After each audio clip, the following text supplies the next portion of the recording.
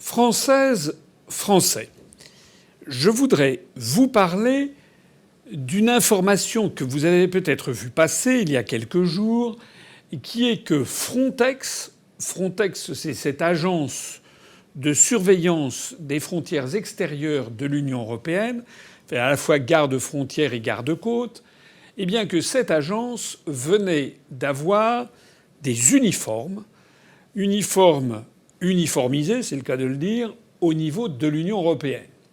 Et l'on a vu un clip apparaître, regardez-en quelques passages, où l'on voit justement, on s'extasie d'avoir pour la première fois une institution européenne qui a un uniforme. C'est à mi-chemin entre un uniforme policier et un uniforme militaire. C'est en fait des gardes-côtes et des gardes-frontières, et qui est uniformisé. Regardez ça. Comme vous le voyez sur ces images qui défilent, les textes sont en anglais, en anglo-américain si vous préférez, sur ces uniformes. Alors, pas tout à fait, vous voyez qu'il y a une espèce de scratch où l'on peut mettre, on le voit ici, on peut mettre le texte en grec s'il s'agit d'une mission qui a lieu sur les côtes grecques, et donc on peut le mettre et le retirer, mais le logo, les textes inamovibles qui sont sur cet uniforme sont en fait en américain. C'est la preuve que la construction européenne, l'Union européenne, essaye de singer le plus possible les États-Unis d'Amérique. Au passage, on ne sait pas qui a dessiné ces uniformes, qui les a payés, ni qui les a fabriqués. J'ai vu sur Internet certains internautes un peu ironiques qui demandaient si les uniformes avaient été conçus par Hugo Boss. Vous savez, cette marque allemande. Mais Hugo Boss, je ne sais pas si vous le savez, mais en fait, c'était la société qui confectionnait les uniformes sous l'Allemagne hitlérienne, qui existe toujours. Et puis d'autres se posaient la question de savoir ces uniformes, où sont-ils fabriqués ? Parce que compte tenu des contraintes budgétaires et puis surtout des contraintes d'appel d'offres ici et ça, il est tout à fait possible que ces uniformes ne soient en fait pas fabriqués dans l'Union européenne. Ils peuvent être fabriqués au Maroc, en Turquie ou au Bangladesh, on n'en sait rien. Ça c'est le premier point. Le deuxième point, donc ça veut dire que la France, si vous voulez, quand on arrive en France, les gens peuvent avoir affaire à Frontex, c'est-à-dire des personnes qui sont avec des uniformes en anglo-américain et qui les accueillent aux frontières françaises, sans qu'il n'y ait plus la moindre trace de drapeau français, mais qu'il y a simplement les 12 étoiles, symbole de l'Union européenne. Le deuxième point sur lequel je voudrais insister est tout à fait révélateur. C'est que cette organisation a commencé très petit. On a commencé à avoir une petite organisation européenne avec des gardes-frontières de quelques États. Et puis, petit à petit, comme c'est le cas de toutes les structures administrative, progressivement, eh bien, elle a commencé à prendre ses aises. Elle a commencé, par exemple, par organiser une journée de célébration annuelle, d'autocommémoration, en faisant venir de tous les pays de l'Union européenne qui y participent, eh bien, des agents, des gardes-frontières. Pour vous donner un petit exemple, en 2015, cette simple journée a coûté quand même 360 000 € aux contribuables européens. De la France en payant maintenant depuis le départ du Royaume-Uni, qui d'ailleurs de toute façon n'était pas dans Frontex. Maintenant, la France en paye à peu près 20%. Donc ça, c'était en 2015. Il y avait eu d'ailleurs un repas qui avait été quand même à 94 000 €. Et puis en 2018, on est arrivé à 580 000 € simplement pour cette fête annuelle. Ça serait un détail, vous pourriez dire ça c'est une goutte d'eau, mais là, ça n'est plus une goutte d'eau quand on regarde une vue d'ensemble. Le budget annuel de cette structure, qui est censée faire le contrôle des frontières extérieures de l'Union européenne, donc d'assurer notamment la lutte contre l'immigration clandestine, et on nous explique que c'est formidable, que ça va être beaucoup plus solide puisqu'on sera à plusieurs, la plupart des puissances qui assureront le contrôle de ces frontières. Il faut voir que ça a un coût qui est de nature exponentielle. En 2005, là je ne parle plus simplement de la journée de commémoration, mais en 2005, le budget annuel était de 6 millions d'euros. Et en 2020, on est passé à 500 millions d'euros. C'est-à-dire qu'en l'espace de 15 ans, on a eu une multiplication par 80, 85 à peu près du budget.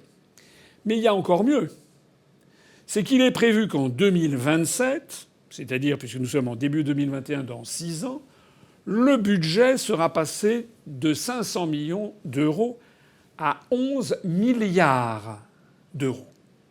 Alors ça, c'est très intéressant, parce que l'on voit comment on commence petit, et puis petit à petit, les décisions prises au niveau européen finissent par coûter des fortunes inimaginables, sur lesquelles d'ailleurs on ne demande pas l'avis des citoyens français. Parce que 11 milliards d'euros en 2027, si la France paye 20%, ça nous fera quand même la bagatelle de plus de 2 milliards d'euros pour assurer notre quote-part sur la surveillance des frontières extérieures de l'Union européenne. On me dira oui, mais c'est peut-être nécessaire parce que l'Union fait la force, on va enfin pouvoir se protéger de l'immigration clandestine. Que nenni! C'est absolument pas le train que ça prend. Pourquoi?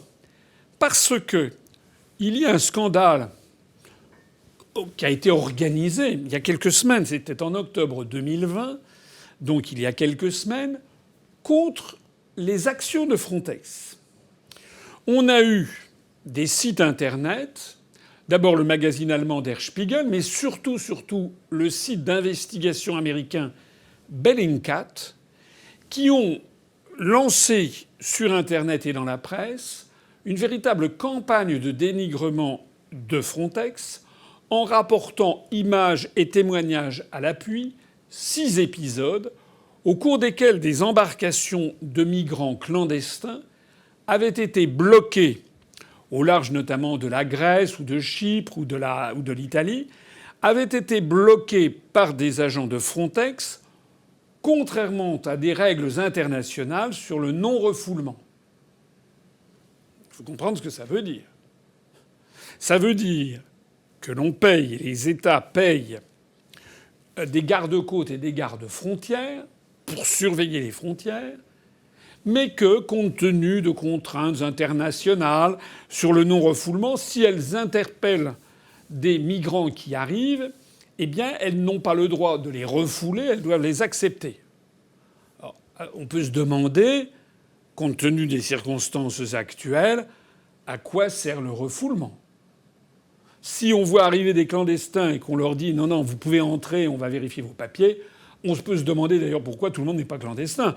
On peut se demander pourquoi les autres peuples vont dans les ambassades dans leur pays d'origine, je sais pas, les Turcs, les Syriens, les Tunisiens, et pourquoi ils se fatiguent à demander des visas s'il suffit d'arriver.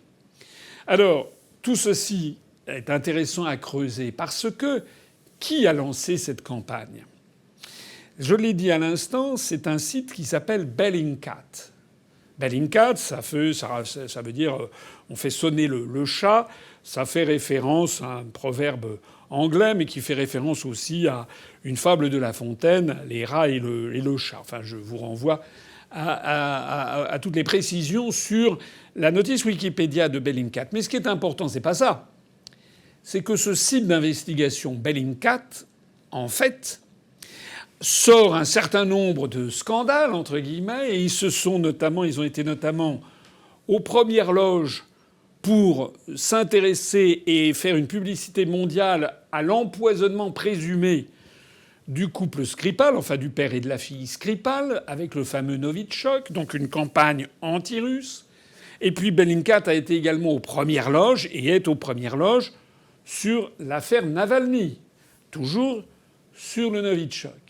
Et quand vous regardez d'un petit peu plus près, allez vous renseigner notamment sur la notice Wikipédia de Bellingcat, en français comme en anglais, et vous verrez que parmi les financeurs, eh bien, il y a l'Open Society, c'est-à-dire George Soros, et puis également la National Endowment for Democracy, qui est un faux-né de la CIA américaine. Voilà. Alors que l'on me comprenne bien, ceux qui pensent que l'on va mieux surveiller les frontières françaises pour empêcher l'immigration clandestine, en ayant recours à une structure de nature européenne, ceux qui pensent qu'on aura plus de moyens, qu'on sera plus fort parce que l'on sera unis, eh bien se mettent le doigt dans l'œil jusqu'à l'omoplate. D'abord parce que toutes ces grosses structures engendrent des frais de fonctionnement, des frais de commémoration, des repas, des voyages d'affaires, toute une structure qui n'est pas opérationnelle. C'est le premier élément. Mais il y a un deuxième élément très pernicieux, c'est que comme vous avez maintenant une seule structure pour surveiller les frontières extérieures de l'Union européenne, ça permet à des organismes qui visent à saper l'autorité des pays d'Europe, qui visent à favoriser l'immigration clandestine, qui visent à favoriser les migrants, comme notamment l'Open Society de George Soros ou comme la National Endowment for Democracy, qui est un faux-né de la CIA, eh bien pour eux, c'est beaucoup plus facile de s'attaquer à une seule structure que de s'attaquer à 27 structures nationales de contrôle des frontières et du littoral. C'est beaucoup plus compliqué de mettre son nez sur comment est-ce que le Portugal règle l'entrée sur son territoire, l'Espagne, la France, l'Italie, la Grèce, etc. C'est beaucoup plus compliqué. Tandis que là, vous pouvez, au vu d'une ou deux opérations, vous allez surveiller, vous repérer que de telle ou telle mission de Frontex ne respecte pas scrupuleusement le droit international, vous en faites des photos et après vous organisez une campagne de dénigrement général sur l'ensemble, avec la finalité étant de contourner la volonté des peuples, notamment en matière migratoire. Voilà, je crois que c'est très important que vous le compreniez. Contrairement à ce que l'on vous dit, l'union ne fait pas la force, l'union fait le gaspillage et fait la faiblesse pour faire respecter les lois d'entrée sur le territoire national telles que l'ont décidé chacun des peuples d'Europe par des votes. Ça s'appelle la démocratie. Vive la République et vive la France.